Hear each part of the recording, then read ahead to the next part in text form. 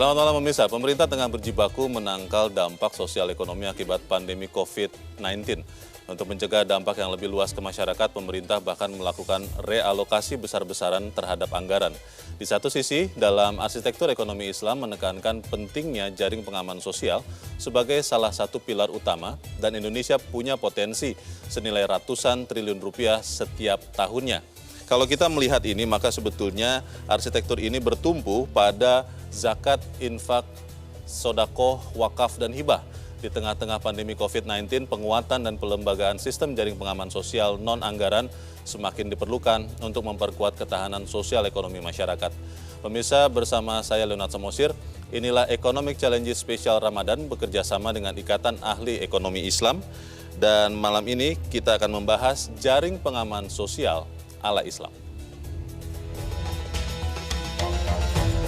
Pandemi COVID-19 di Indonesia tidak hanya mengancam kesehatan masyarakat. Dampak yang ditimbulkan juga memukul berbagai sektor ekonomi dalam negeri. Dalam skenario terburuk saja, proyeksi peningkatan jumlah pengangguran dapat mencapai 5 juta orang dan angka kemiskinan bertambah sampai 3 juta orang. Akibat dari berhentinya sebagian aktivitas ekonomi jika pandemi terus berlanjut. Pemerintah pun sudah menyiapkan jaring pengaman sosial, mulai dari bantuan sosial hingga kartu prakerja untuk membantu masyarakat terdampak COVID-19. Di samping itu, pemerintah terbuka dengan adanya alternatif instrumen dana sosial lain melalui pengumpulan zakat, infak, sodako, dan wakaf, JISWAF, lewat berbagai lembaga bersamaan dengan momen datangnya bulan Ramadan. Dengan potensi yang besar, serta didukung oleh jumlah penduduk muslim mayoritas di Indonesia, dana JISWAF dapat menjadi harapan baru dalam menangani dampak ekonomi dari pandemi COVID-19.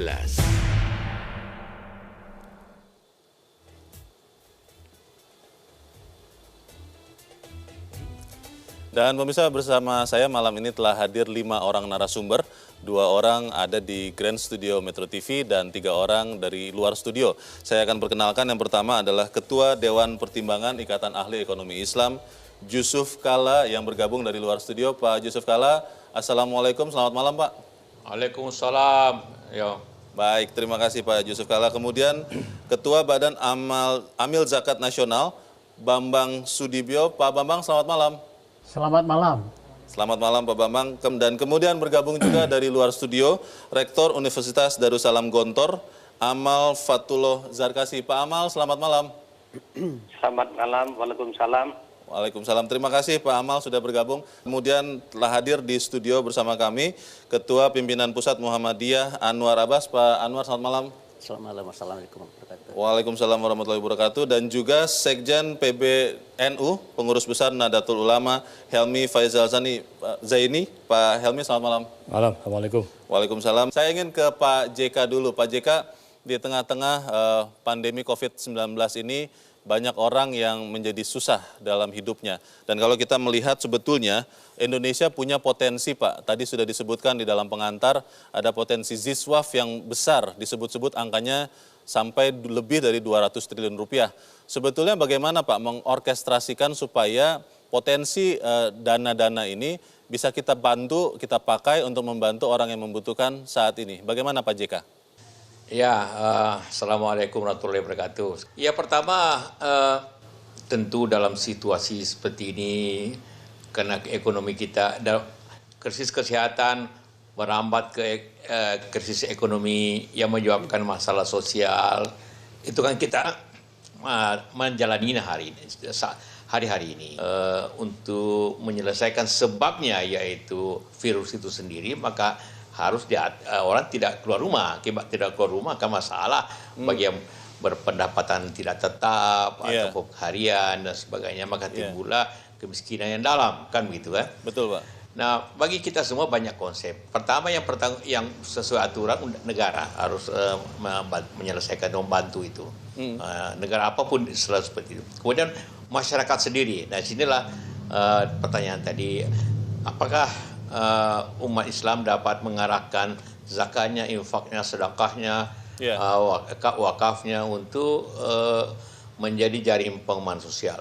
Sebenarnya ada atau tidak ada krisis ini, masyarakat membayar zakat, dan zakat itu memang pertama kali harus diberikan kepada orang miskin, fakir miskin. Itu harus seperti itu. Itu yang pertama. Yang kedua, yang kewajiban kita semua. Tentu itu juga berlaku untuk kegiatan sedekah atau infak yang lebih luas lagi. Karena itulah maka kalau zakat kan tertentu ya. Betul. Kemudian kalau infak lebih luas lagi, sedekah juga kapan saja yang orang mampu diberikan itu. Memang sewajarnya diberikan fokus pada khususnya di bulan Ramadan ini.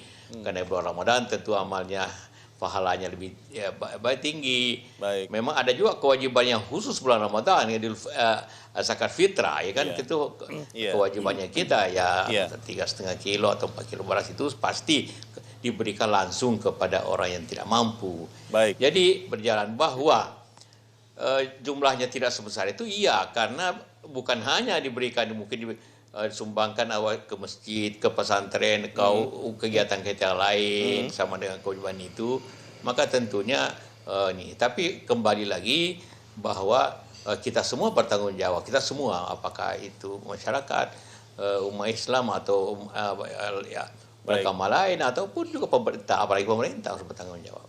Baik, terima kasih Pak JK. Saya ingin ke Pak Bambang. Pak Bambang, kalau disebut-sebut bahwa potensi ZISWAF itu di Indonesia lebih dari 200 triliun rupiah. Pak JK tadi sudah sebut bahwa memang kecenderungan banyak warga negara Indonesia yang menunaikan kewajiban zakat, infak, sodako, wakaf itu lebih banyak kepada orang-orang yang di sekitar dirinya, saudaranya mungkin, tetangganya yang lebih membutuhkan, dan akhirnya konon tidak tercatat.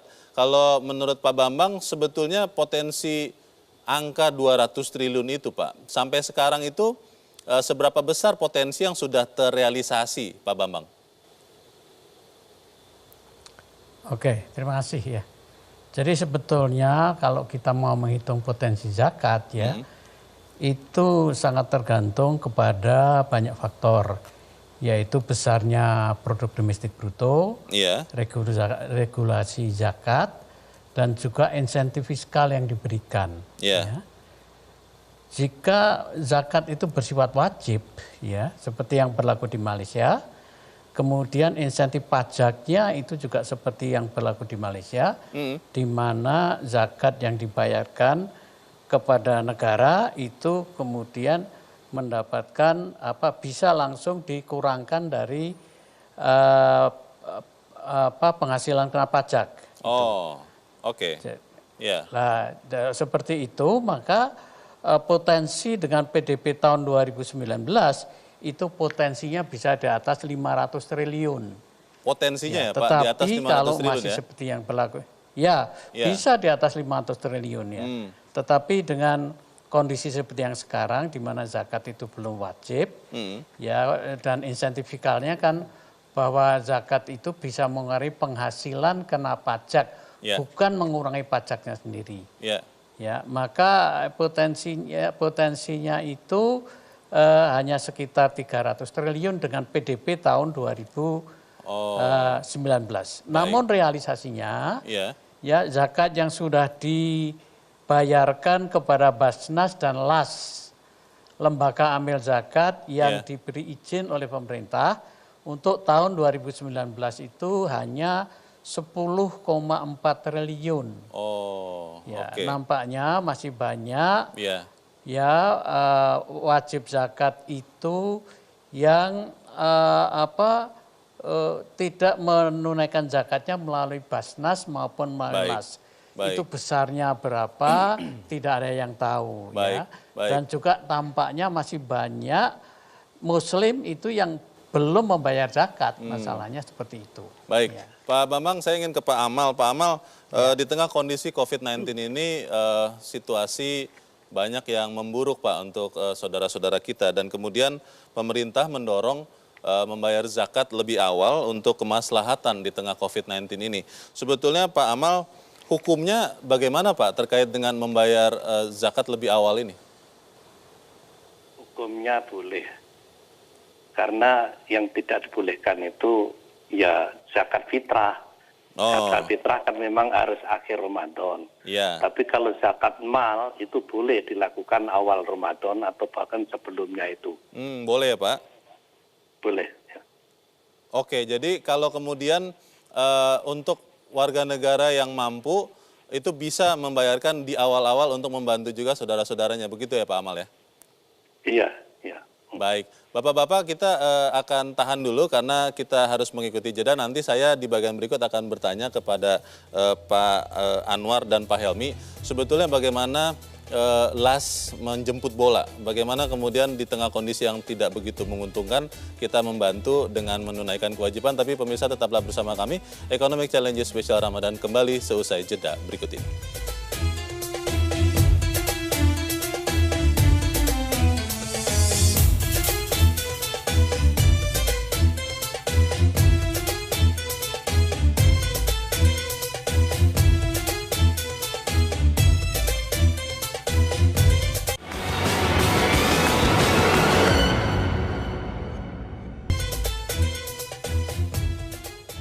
Terima kasih pemirsa, Anda masih bersama kami dalam Economic Challenges Spesial Ramadan. Saya ingin langsung ke Pak Anwar. Pak, kalau kita bicara soal kondisi sekarang Pak, ekonomi menjadi susah. Dan kemudian tadi kita sudah lihat dari potensi ZISWAF dan kemudian yang terrealisasi itu masih relatif kecil ya Pak ya.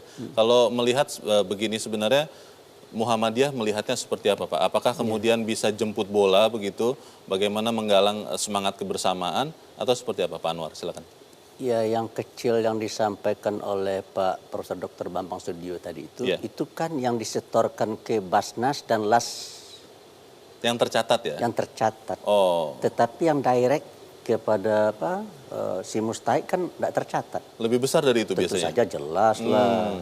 Nah, oleh karena itu bagi saya memang ada dilema hukum nanti ya. Praktek zakat ini di zaman-zaman awal Islam itu adalah di mana zakat itu dipungut, di situ zakat itu dibagi. Oh, distribusinya Gitu. langsung di mana? Langsung di situ. Di tempat dipungut.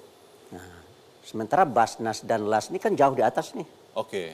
Sementara ini rakyat yang miskin ini kan di tingkat RT. Iya. Jadi menurut saya zakat itu dikolek di tingkat RT. Oh. Nah, melalui pengurus masjid misalkan ya. Baik. Nah, sehingga nanti oleh pengurus masjid bekerja sama dengan RT. RT kan dapat apa? BLT dari pemerintah. Ya kan? Pengurus masjid collecting zakat dari bawah. Iya. Digabung, kemudian didistribusikan secara merata. Gitu kan? Oke. Nah, cuma itu ada problema hukum di situ. Apa problema hukumnya? Setelah ada undang-undang zakat, infak sedekah, itu orang tidak boleh meminta atau mengumpulkan zakat kalau dia bukan BAS dan bukan LAS. Yang resmi terdaftar? Yang resmi, yang dapat izin. Oke. Nah, sementara kalau seandainya diserahkan kepada Basnas dan Basda, serta LAS dan LASDA misalkan gitu ya, itu terlalu jauh. Sementara kemiskinan itu ada di samping rumah saya. Oke. Nah, ada hadis, tidaklah beriman salah seorang kamu, kata Nabi ya. Tidaklah beriman, tidak bisa saya katakan kamu beriman kepada saya, kata Nabi, kalau kamu perutnya kenyang, sementara tetangga kamu kelaparan. Pertanyaan saya, kalau seandainya zakat saya serahkan ke BAS, kepada LAS yang jauh itu ya, bagaimana dengan tetangga saya? Jangan-jangan nanti tetangga saya tidak kebagian. Di sini Muhammadiyah memainkan peran menjadi jembatan atau seperti itu tidak Pak? Iya, saya rasa inilah ya ormas-ormas Islam saya rasa apa. Tapi kan apa namanya, kalau Muhammadiyah kan ya Muhammadiyah, NU ya NU begitu ya. Tapi kan kita bisa bersatu di masjid ya. Kita kan bisa kumpul di masjid. Baik. Ya, kita bicarakan secara bersama-sama, kita kolek di tingkat RT kita, ya kan? Kemudian kita bagi tingkat RT kita itu. Baik. Berkoordinasi dengan tingkat RT. Pak Helmi, bisa tidak dilakukan seperti yang dikatakan Pak Anwar ini Pak? Jadi gini, saya ingin menyampaikan dulu, ini kan ada dua constraint besar menghadapi corona ini. Di samping tentu masalah kesehatannya.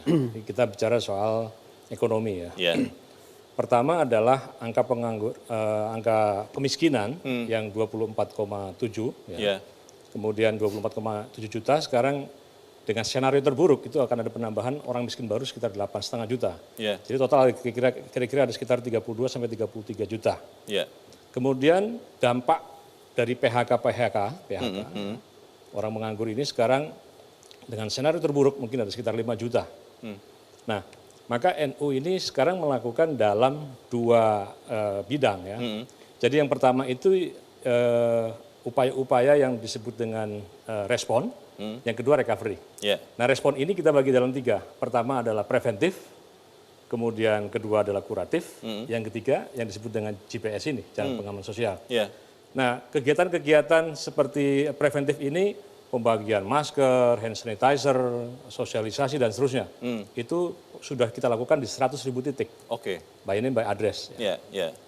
Kemudian kegiatan-kegiatan yang bersifat kuratif, 30 rumah sakit NU di seluruh Indonesia ini sekarang sudah memberikan pengobatan pendampingan baik PDP maupun yang sudah positif corona. Jadi ini bagian dari upaya kita untuk bersama-sama kita menghadapi corona. Nah, yang ketiga ini yang saya kira yang sangat penting adalah GPS. Saya kira sekarang ini masalah yang paling penting adalah bagaimana perut warga masyarakat yang miskin ini dikenyangkan dulu. Nah, maka yang paling efektif adalah sekarang pembagian sembako. Dan kami sudah menyebarkan di 1 juta titik. Jadi bayangkan kalau satu titik itu adalah 1 kepala keluarga, berarti ada sekitar 4 dikali 1 juta, kira-kira ada 4 juta warga yang sekarang sudah mendapatkan sembako dari Lajisnu ini. Lembaga Amil Zakat Infak Sodako NU.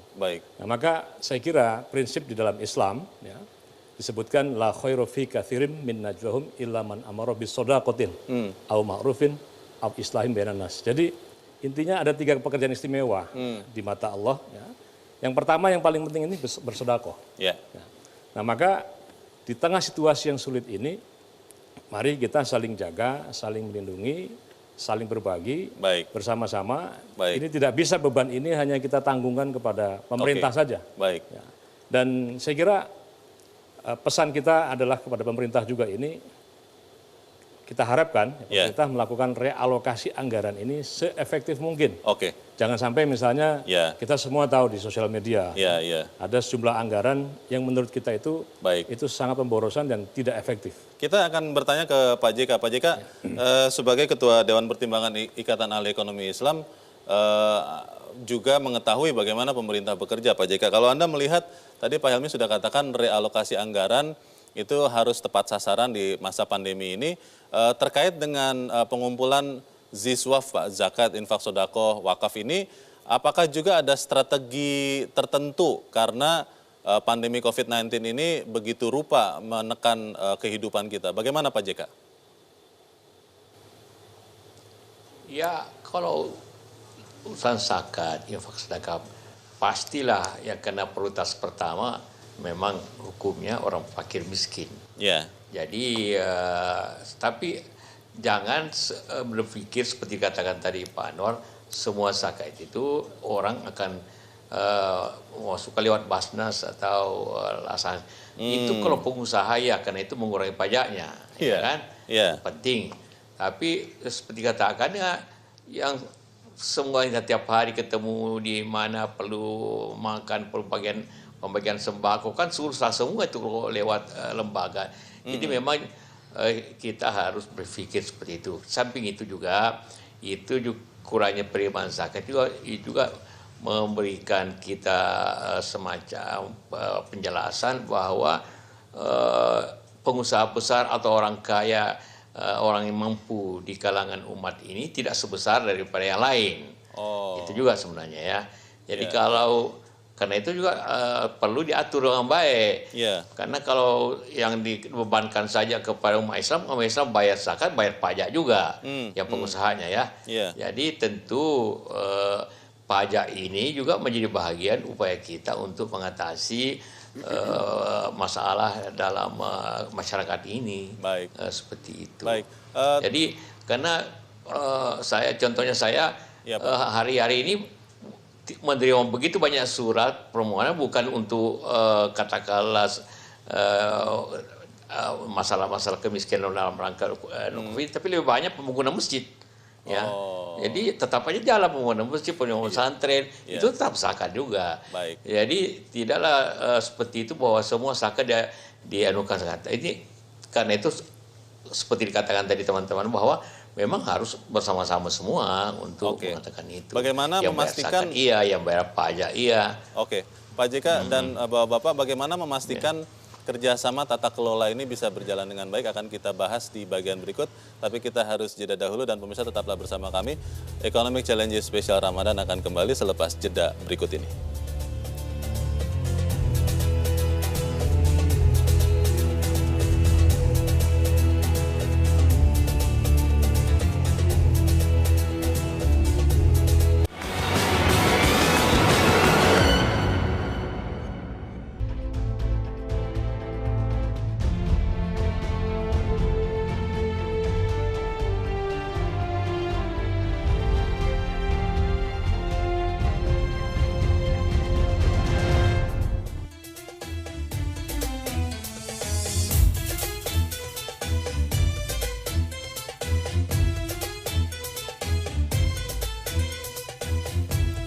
Terima kasih pemirsa, masih bersama kami. Kita masih membicarakan jaring pengaman sosial ala Islam. Saya ingin bertanya ke Pak Amal. Pak Amal, kalau melihat dalam kondisi seperti sekarang, tadi perbincangan kita sudah menjelaskan bahwa memang tidak semua zakat, amal yang tercatat, karena banyak juga yang menyerahkannya tidak lewat Basnas atau LAS atau LASDA. Pak Amal, sebetulnya bagaimana strategi yang baik untuk mengkoordinasikan segenap potensi ini, Pak, supaya ya sudah mungkin tidak usah tercatat besar pun tidak apa-apa, yang penting tidak ada saudara-saudara kita yang bahkan sampai harus mati kelaparan karena tidak ada yang membantu. Bagaimana Pak Amal? Ya, itu bisa dilakukan, memang lembaga amil zakat oke, dari pusat sampai daerah. Ya. Nah, di samping itu juga tidak salah kalau ormas-ormas yang menghimpun dan juga mendistribusikan dana itu. Nah, ini yang penting bisa efektif dan efisien. Penghimpunannya dan pendistribusiannya, itu yang pokok. Penghimpunan dan distribusi ya. Kalau soal pelaporan, akuntabilitas itu, kalau Pak Amal melihatnya seperti apa, Pak? Itu memang harus ada yang mengawasi sehingga laporannya itu jelas. Ya. Ya kan di tingkat RT juga ada RT-nya, RW, desa, kecamatan, begitu. Jadi bisa dilakukan seperti itu ya Pak Amal ya. Pak Bambang, bagaimana bekerja sama dengan segenap potensi yang ada Pak? Tentunya Basnas sebagai Badan Amil Zakat Nasional bekerja sama dengan potensi-potensi yang ada. Bersama saya di sebelah ada dari Nahdlatul Ulama, dari Muhammadiyah.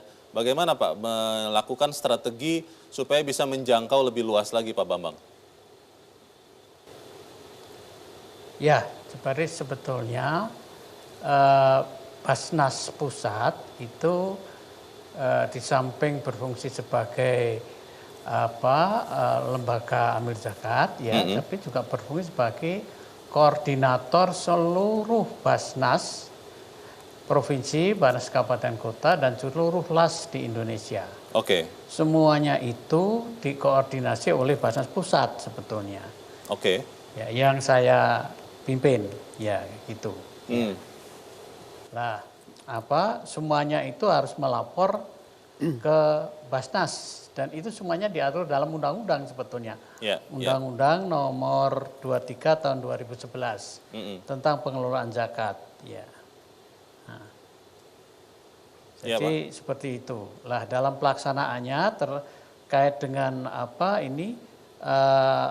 pandemi COVID-19 itu Basnas itu juga berkoordinasi tentu saja dengan Kementerian Agama.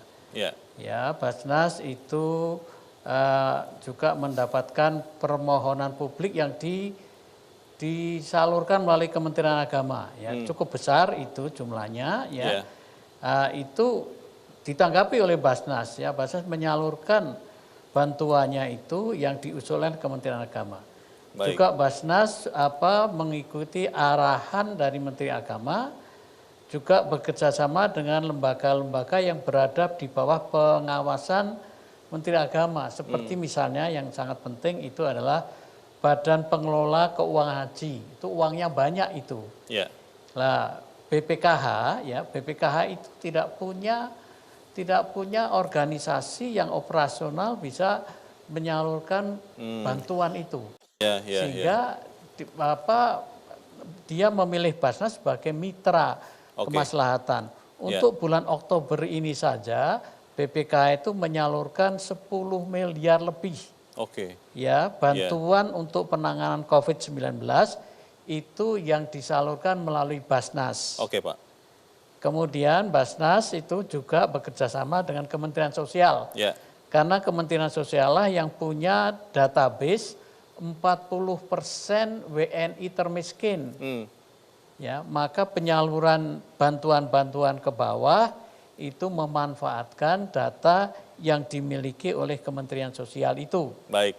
Di samping juga tentunya Basnas bekerjasama dengan Kementerian Sosial ya agar penyaluran bantuan ke bawah itu tidak overlap ya dengan bantuan langsung tunai yang dibagikan ke masyarakat melalui Kementerian Sosial. Terima kasih Pak Bambang. Ke Pak Anwar, di luar kondisi pandemi ini Pak, disebut-sebut bahwa memang sebagian saudara-saudara kita warga negara Indonesia masih banyak yang belum sadar untuk membayarkan zakatnya. Masalah klasik yang kemudian akhirnya di kondisi sekarang harusnya bisa ditingkatkan lebih baik lagi. Muhammadiyah melihatnya seperti apa, Pak Anwar? Ya makanya bagi saya ya collecting zakat itu dari bawah, dari grassroots. Sehingga ketahuan siapa yang nggak bayar zakat. Jadi jangan disetor ke pusat, lalu dari pusat diturunkan ke bawah, bukan begitu. Konsep zakat itu nggak kayak begitu. Dari bawah ke atas. Misalkan dibagi di RT berlebih, dioper ke RW. Di RW berlebih, dioper ke kelurahan. Kelurahan berlebih, dioper ke kecamatan. Kecamatan berlebih, dioper ke kabupaten. Kabupaten berlebih, dioper ke provinsi. Di provinsi berlebih, dikolek di tingkat nasional. Nah, itulah yang dipergunakan untuk kepentingan yang lain. Tapi udah selesai di bawah terlebih dahulu oleh zakat ini. Tapi kalau ditarik dulu ke atas, yang di bawahnya gimana nih? Saya takut ya, seperti saya katakan tadi, saya bayar zakat sama amil zakat kepada Bas kan. Terus tetangga saya tidak kenapa? Padahal tetangga saya ini kan wajib saya membantunya. Kata Nabi, tidak beriman saya pada Nabi. Kalau saya perut saya kenyang, tetangga saya kelaparan. Sementara saya sudah bayar zakat. Cuma tetangga saya nggak dikasih. Mengintegrasikan dengan sistem yang sudah ada kan Basnas makanya bagi saya tadi begini. Kan di collecting di tingkat masjid RT ya. Masjid RT ini bekerja sama dengan Bas atau dengan LAS. Jadi semuanya direkod gitu kan. Gitu. Jadi jangan diserahkan dulu ke Basnas pusat, lalu nanti diturunkan panjang itu. Udah meninggal dulu orang di bawah. Jangan sampai ya. Pak Helmi, bagaimana cara meningkatkan kesadaran kita Pak? Saya mungkin ingin berbagi ini ya, sharing ya. Jadi yang dilakukan di Lembaga Amil Zakat NU, itu seperti yang disampaikan Pak Anwar Abbas tadi. Jadi dari anak ranting ke MWC, itu pengurus MWC ataupun cabang itu hanya mencatatkan memberikan laporan saja ke pengurus PB. Ya. Dan sehingga ketika orang membayar zakat itu pentasorufannya langsung kepada masyarakat di sekitarnya. Jadi tidak kemudian misalnya warga di Sumatera Barat misalnya, di Nagari misalnya, dia bayar ke lembaga amil zakat MWC NU, ke cabang terus ke pusat dulu, tidak begitu. Tapi langsung didistribusikan di masyarakat sekitarnya. Dan yang kedua saya kira, hari ini kan sekarang kita sudah era sosial media. Sudah setengah penduduk di Indonesia ini semuanya bergadget. Dan saya pernah bertanya ke teman-teman di perbankan, transaksi yang tradisional, datang ke bank segala macam, itu sudah enggak lagi. Menurun sekarang sudah 90% lebih masyarakat itu transaksi perbankan itu sekarang menggunakan online, mobile banking dan seterusnya.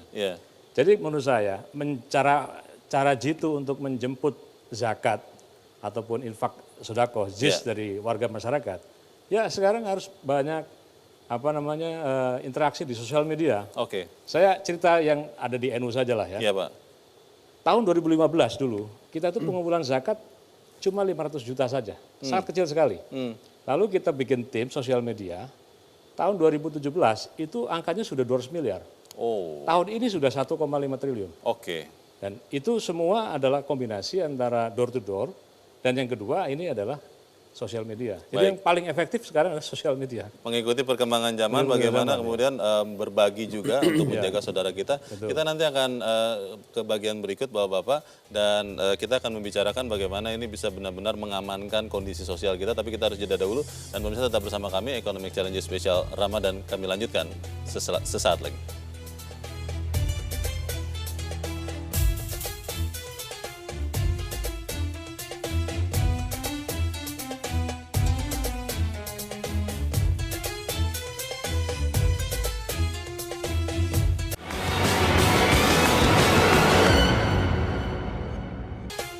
Terima kasih pemirsa, masih bersama kami, kita di bagian akhir dari diskusi kita malam ini.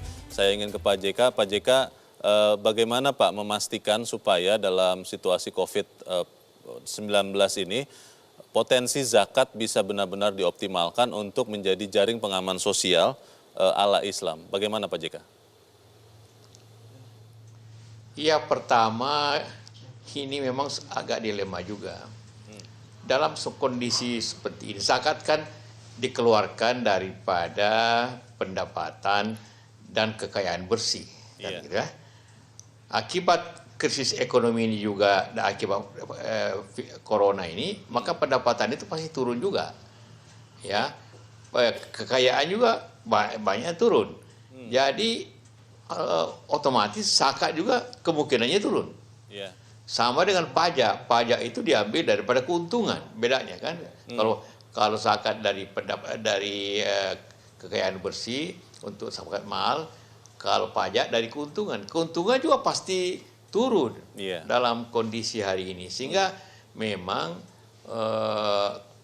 zakat kemungkinannya akan turun, pajak juga dapat dipastikan pasti turun dalam kondisi tahun ini seperti itu. Sehingga memang harus kita memfokuskan apabila apapun, terkecuali zakat fitrah ya, apapun keadaannya kita harus bayar, walaupun tidak besar ya. Nah, jadi usaha pemerintah tentu bagaimana mengisi ini dari segi fokus daripada anggaran kita yang juga berasal dari pajak dan sebagian juga tentu zakat kita harus fokus apabila memang kondisi seperti ini. Baik, terima kasih Pak JK. Pak Bambang, menyiasati kondisi yang memang tadi Pak JK katakan, seperti apa Pak supaya kita benar-benar bisa mengoptimalkan jaring pengaman sosial ala Islam ini, Pak Bambang? Oke, jadi kalau dari pengalaman Basnas Pusat ya, semoga itu juga sama di Basnas, semua Basnas provinsi, semua Basnas kabupaten kota dan semua LAS ya. Kenyataannya kalau di Basnas Pusat itu pengumpulan zakat, infak, sedekah dan dana sosial keagamaan lainnya sampai dengan saat ini kita masih mencapai target. Bahkan kita sedikit melampaui target.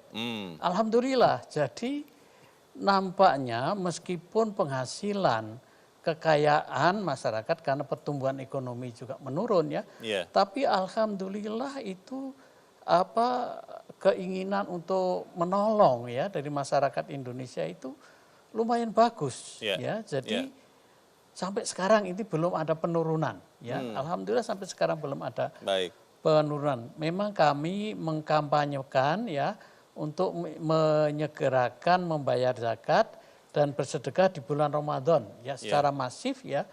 Ya melalui acara seperti ini kan sebetulnya ini acara yang bagus untuk kampanye zakat ya.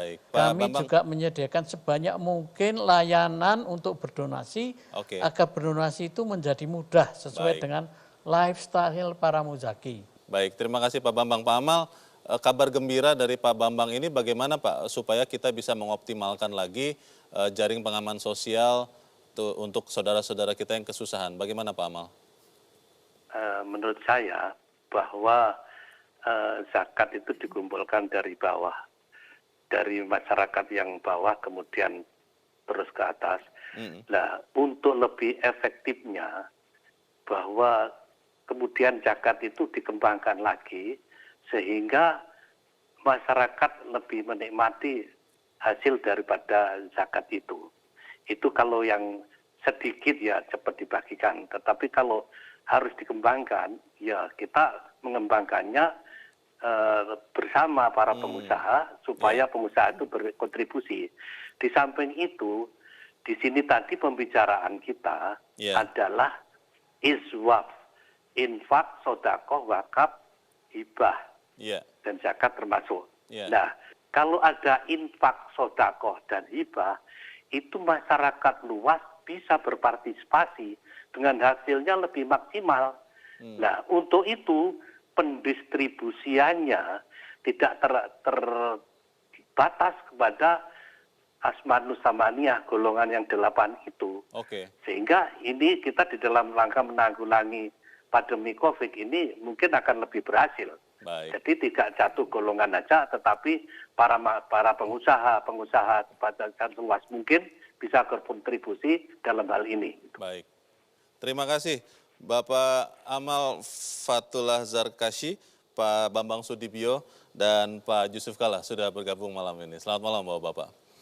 Pak Anwar, kalau kita melihat berarti apa Pak pesan yang bisa kita sampaikan supaya kemudian potensi Ziswaf ini bisa kita optimalkan untuk jaring pengaman sosial ala Islam, Pak Anwar? Ya begini ya, di negeri ini saya lihat ya, ada dua pandangan yang berkembang. Satu, pandangan welfare state. Negara kesejahteraan. Negara kesejahteraan. Di dalam konsep negara kesejahteraan, pelaku itu ada dua, individu dan negara. Jadi kalau ada individu tidak mampu mengatasi masalahnya, negara langsung turun. Nah, dan itu yang terjadi di negara-negara barat, welfare state. Jadi makanya saya lihat di tengah-tengah masyarakat, ada kelompok masyarakat yang berteriak, ini pemerintah kemana ini? Gitu kan, karena dia tahu. Di dalam pasal 33 Undang-Undang 45 memang dinyatakan fakir miskin terlantar dipelihara oleh negara. Jadi kalau ada orang miskin di tetangganya, itu tanggung jawabnya negara. Dalam perspektif Islam, pelakunya itu bukan dua tapi tiga. Individu, masyarakat, dan negara. Jadi individu wajib berusaha untuk memenuhi kebutuhan hidupnya, tidak mampu dia memenuhi kebutuhan hidupnya, masyarakat setempat berkewajiban membantunya. Tidak mampu masyarakat tersebut mengatasinya, negara harus turun. Tapi kalau dalam welfare state, langsung negara yang turun tangan ke tingkat RT. Tentunya potensi ini sudah membumi, Pak Helmi. Ini bagian Anda yang terakhir, bagaimana menurut Anda, Pak? Ya, kalau konsep ekonomi Islam itu kan sebetulnya kepada pemerataan. Jadi dalam Quran disebutkan kaila yakuna dullatam bainal aghnai minkum. Janganlah harta itu hanya berputar-putar pada segelintir orang di antara kalian. Nah, kita bukan berarti anti konglomerasi ya. Tapi bagaimana para pengusaha-pengusaha sukses itu ya, mereka bisa berkontribusi untuk melakukan transformasi agar masyarakat yang miskin ini juga bisa berdaya. Nah, maka konsep menurut saya ini yang bisa kita lakukan ya, setelah melakukan respon tadi, yang kedua adalah nanti recovery, adalah melakukan transformasi para mustahik ini, orang-orang yang sekarang mendapatkan haknya untuk dapat zakat ini, dilakukan upaya-upaya seperti pemberdayaan, training, pemodalan, dan seterusnya, untuk ke depan ini bisa menjadi muzaki. Jadi melakukan transformasi dari mustahik menjadi muzaki. Nah, ini tidak mudah, harus menggandeng juga pelaku usaha. Jadi mulai dari hilir dulu. Hilirnya jadi kira-kira ekonomi ikutan yang akan dimungkinkan secara bisnis berkembang itu apa, maka dilibatkanlah para korban masyarakat ini yang terkena dampak dari COVID-19 ini. Nah, maka ekonomi untuk semua, menurut saya konsep ekonomi Islam itu adalah membangun partisipatori. Nah, zakat ini, zakat infak sedekah, ini adalah menurut saya modal utama kita di dalam menggerakkan ekonomi umat Islam. Baik, dengan melihat apa yang sudah terjadi, kita optimis ya Bapak-Bapak bahwa sebetulnya jaring pengaman sosial ala Islam ini juga bisa membantu saudara-saudara yang kesulitan khususnya karena COVID-19.